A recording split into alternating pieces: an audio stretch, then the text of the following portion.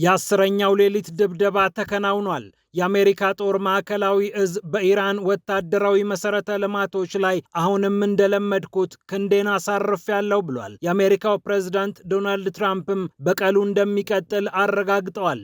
የሞቱባቸውን የአሜሪካ ወታደሮች በማነሳሳት ይህ እንደተጠበቀ ሆኖ የአሜሪካ መገናኛ ብዙሃን ፔንታገን ብዙ ነገር እየደበቀ ነው ብለዋል። ከመቶ የሚያልፉ የአሜሪካ ወታደሮች መቁሰላቸውን የዘገቡት ሲኤንኤን እና ኒውዮርክ ታይምስ ፔንታገን መረጃ እየደበቀ ነው ብለዋል። ደጋፊዎቻቸውን ስለ ፔንታገንም ስለ ትራምፕ አስተዳደርም መልካም ነገር የሚናገሩትን የፎክስ ኒውስ ጋዜጠኞች ሳይቀሩ ከፔንታገን ቅጥር ግቢ ውጡ ብለው እንዳባረሩ እየተሰማ ይገኛል። ይህ ሁሉ ድብቅብቅ ለምንድን ነው? የአሜሪካ ሕዝብ የማወቅ መብት አለው ብለው የሲኤንኤን ጸሐፊዎች ጭምር ጽሑፋቸውን አስነብበዋል። ጉዳዩን እንመለከተዋለን። ይህ እንዳለ ሆኖ ሁቲዎች ሳውዲ አረቢያ በቀይ ባህር አካባቢ ድርሽትና ብለው ያወጡት አዋጅ ዓለምን የበለጠ አስጨንቋል። ነዳጅ ላኪዋ ሳውዲ አረቢያ ለዓለም የምታዳርሰውን ነዳጅ ሁቲዎች ለመምታትም እየዛቱ ይገኛሉ።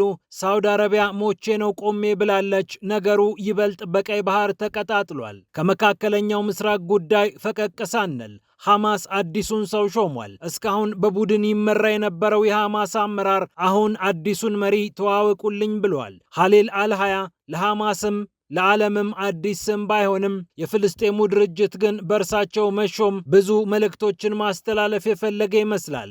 ለመሆኑ ሐማስ ለምን በዚህ ሰዓት እኒህን መሪ ለመሾም ፈለገ የሚለውም ጉዳይ እያነጋገረ ይገኛል። ወደ ብሪታንያ ፊታችንን ስናዞር ደግሞ አዲሱ ጠቅላይ ሚኒስትር ኤንዲ በርንሃም ሕዝባችን ተንፈስ እንዲል እናደርገዋለን ማለታቸውን ተከትሎ በኤሌክትሪክ ክፍያ ላይ ይጠየቅ የነበረውን የተጨማሪ እሴት ታክስ ቫት ክፍያ ሙሉ ለሙሉ ማንሳታቸው የብዙዎችን ትኩረት ስቧል። ሰውየው ሕዝባችን ያለበት የኑሮ ጫና እንዲቃለል ሁሉንም ነገር አደርጋለሁ እያሉ ይገኛሉ። ስራቸውንም በዚሁ አግባብ ጀምረዋል። ወደ አሜሪካ መለስ ስንል ደግሞ የአሜሪካው ፕሬዝዳንት ዶናልድ ትራምፕ ከካናዳ ጋር እልህ አስጨራሽ ሙግት ውስጥ ገብተዋል። በካናዳ ምርቶች ላይ የ50 በመቶ ቀረጥ የጣሉት ትራምፕ ከካናዳ ጠንከር ያለ ምላሽ እንደሚጠብቃቸው እየተነገረ ይገኛል። የካናዳው ጠቅላይ ሚኒስትርም እንተያያለን እያሉ ነው። ፒያሳ ኔትወርክን ስትከታተሉ ሁሉንም በጥልቀት ታገኛላችሁ። ፒያሳ ኔትወርክን ሰብስክራይብ፣ ላይክ እና ሼር በማድረግ የፈጣን የተአማኒና የጥልቅ ዘገባዎች ቤተሰቡን ስንል በአክብሮት እንጋብዛለን። ብስራት ከፈለኝ ነኝ። አሁን ወደ ጉዳዮቻችን አለፍን።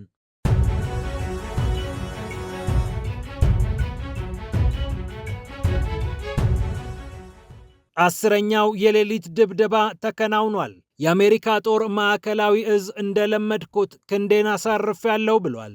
የአሜሪካው ፕሬዝዳንት ዶናልድ ትራምፕም ገና እንበቀላለን ብለው የወታደሮቻቸውን ሞት አነሳስተዋል። ኢራን በሆርሙዝ የምትተኩስባቸውን የድሮንና የሚሳኤል አቅሞቿን እየመታሁ እያዳከምኩ እገኛለሁ የሚለው ፔንታገን ከባባድ ጥቃቶችን ለ10ኛ ጊዜ እንደፈጸመ አረጋግጧል። ታዲያ የኢራን አብዮታዊ ጦርም በአካባቢው የሚገኙ የአሜሪካ ጥቅሞች ላይ ሚሳኤልና ድሮን እየተኮስኩ ነው ብሏል። የአሜሪካውን ግዙፍ የቴክኖሎጂ ኩባንያ አማዞን መስሪያ ቤት መትቻለሁ፣ በሀገረ ባህሬን ይህንን ጥቃት ፈጽሜያለሁ ሲል አሳውቋል። በኩዌትና በባህሬን የሚገኙ የአሜሪካ ጥቅሞች ላይ ተኩሻለሁ የምትለው ኢራን በፕሬዝዳንቷ በመሱድ ፐዘሽኪያን አማካኝነት አሁን ሙሉ ለሙሉ ጦርነት ውስጥ ገብተናል ስትል አውጃለች።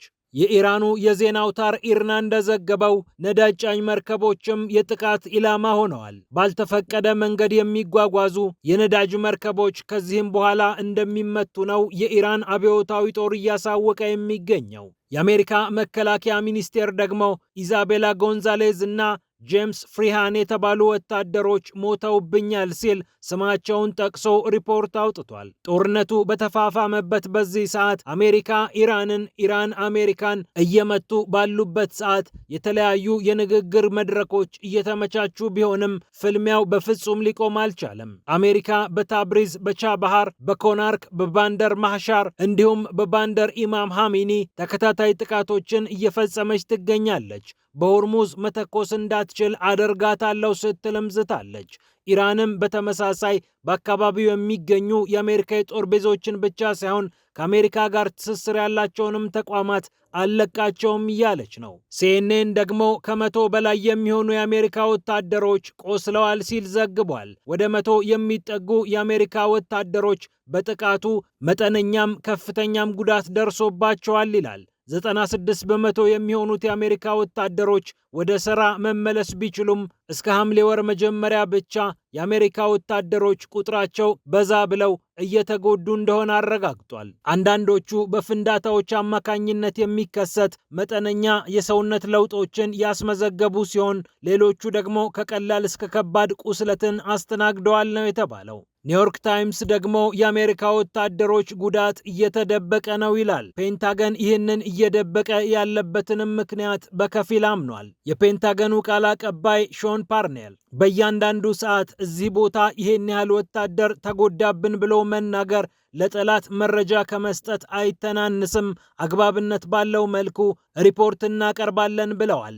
ኒውዮርክ ታይምስ በዘገባው 427 የሚሆኑ የአሜሪካ ወታደሮች የኢራኑ ጦርነት የካቲት ላይ ከተጀመረ ጊዜ አንስቶ በተለያየ መልክ ወይም መጠን ተጎድተዋል ይላል። ፔንታገን ጦርነቱን በተመለከተ መረጃ የሚሰጥበትና መረጃ የሚያንሸራሽርበት መንገድም እየተተቸ ይገኛል።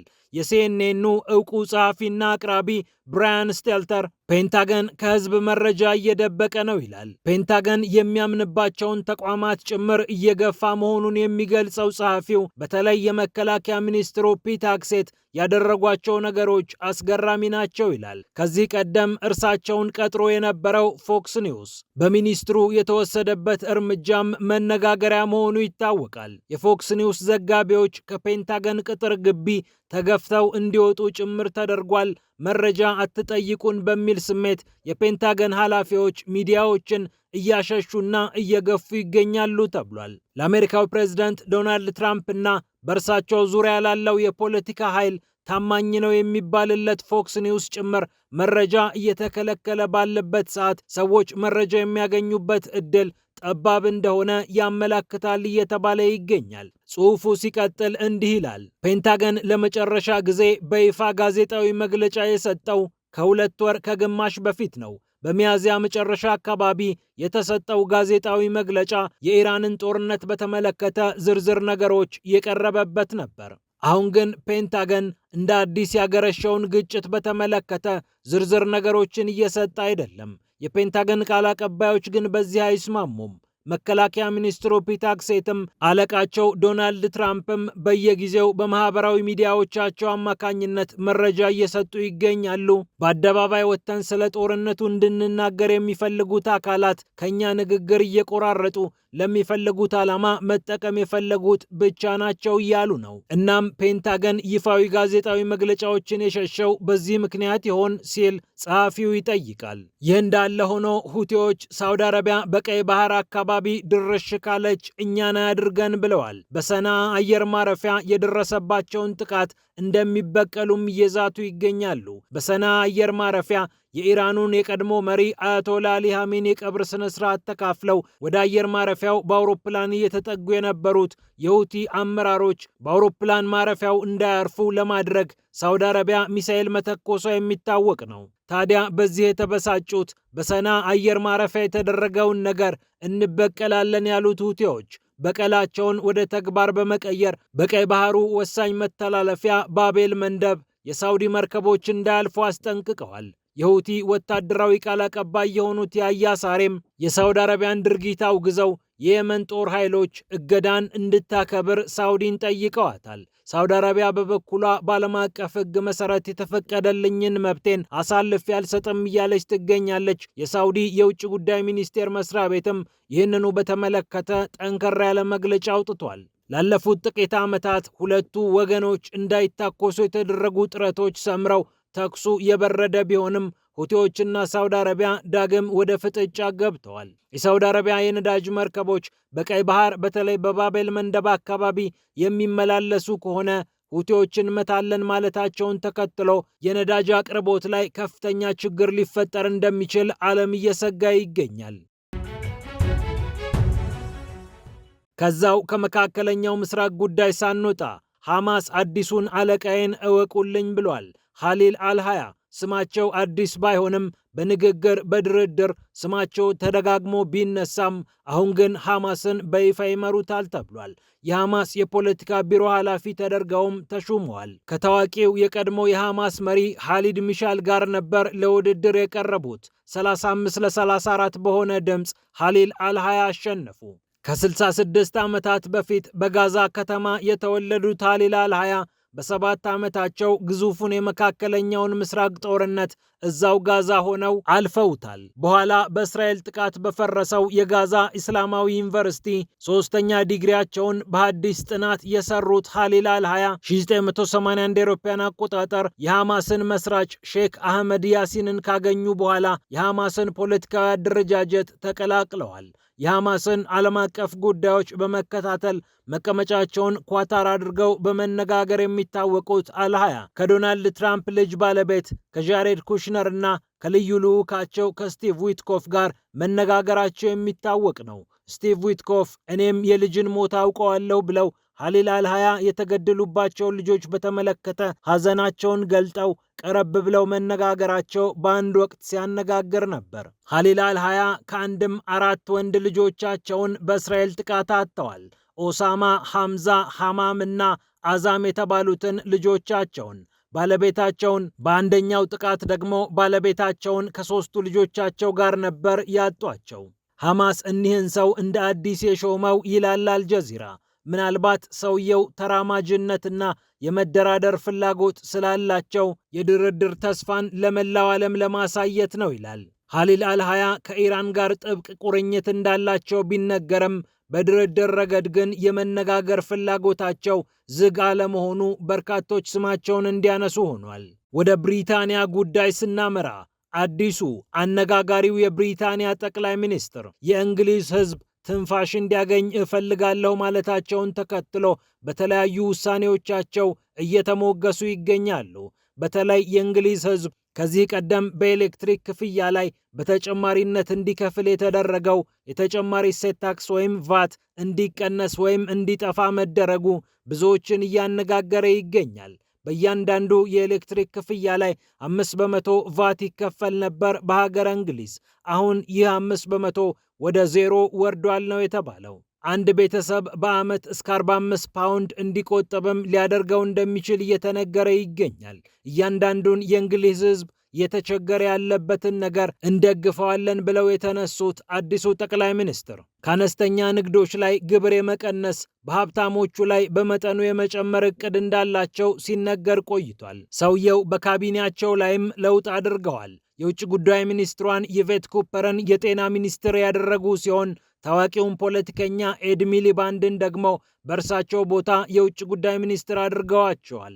ጠቅላይ ሚኒስትሩ ከወዲሁ አዳዲስ ለውጦችን እያስተዋወቁና ቃልም እየገቡ ይገኛሉ። በመጨረሻም ወደ ዶናልድ ትራምፕ እና አሜሪካ ጉዳይ መለስ ስንል የአሜሪካው ፕሬዝዳንት ዶናልድ ትራምፕ በካናዳ ላይ የ50% ተጨማሪ ቀረጥ ጥለዋል። ማርክ ካርኒ የካናዳው ጠቅላይ ሚኒስትር ደግሞ እኛም ምላሽ አለን እያሉ ነው። ካናዳ በአሜሪካ ተሽከርካሪዎች የወተት ተዋጽኦና አልኮል ላይ የጣለቻቸው ዕቀባዎችና ገደቦች ፍጹም ልክ አይደለም በሚል ነው የአሜሪካው ፕሬዝዳንት ተጨማሪ ቀረጥ በካናዳ ላይ የጣሉት። የሆኪ ስፖርት መጫወቻ ዱላዎች ላይ ሳይቀር ቀረጥ ጥለዋል ፕሬዝዳንቱ። ሲሚንቶና የኢንዱስትሪ ምርቶች ላይም ተጨማሪ ቀረጦች ተጥለዋል። ኃይል፣ ማዕድናትና አሳን በተመለከተ ግን ቀረጡን ላላ አድርገውታል። የካናዳው ጠቅላይ ሚኒስትር ማርክ ካርኒ ሁለቱ ሀገራት ባላቸው የንግድ ጦርነት ላይ እነርሱም ፍልሚያውን እንደሚያፋፍሙ አረጋግጠዋል። ዶናልድ ትራምፕ ገና ዋይት ሃውስን በረገጡ በጥቂት ጊዜ ውስጥ ነበር በካናዳ ላይ ተጨማሪ 25% ቀረጥ የጣሉባት። የ30 ቢሊዮን ካናዳ ዶላር ወይም የ21.7 ቢሊዮን ዶላር ዋጋ ያላቸው የአሜሪካ ምርቶች ላይ ካናዳ ተጨማሪ ቀረጥ በመጣል ምላሽ መስጠቷ የሚታወቅ ነው። በኋላ ላይ በተሽከርካሪዎች በብረትና በአልሙኒየም ምርቶች ላይ የጣለቻቸውን ዕቀባዎች ግን አንስታለች። ፒያሳ ኔትወርክን ስትከታተሉ ስለቆያችሁ ክብረት ይስጥልን ብለናል። ፒያሳ ኔትወርክን ሰብስክራይብ፣ ላይክ እና ሼር በማድረግ የፈጣን የተአማኒና የጥልቅ ዘገባዎች ቤተሰቡን ስንል በአክብሮት እንጋብዛለን። ብስራት ከፈለኝ ነበርኩ። ሰላም ለዓለማችን።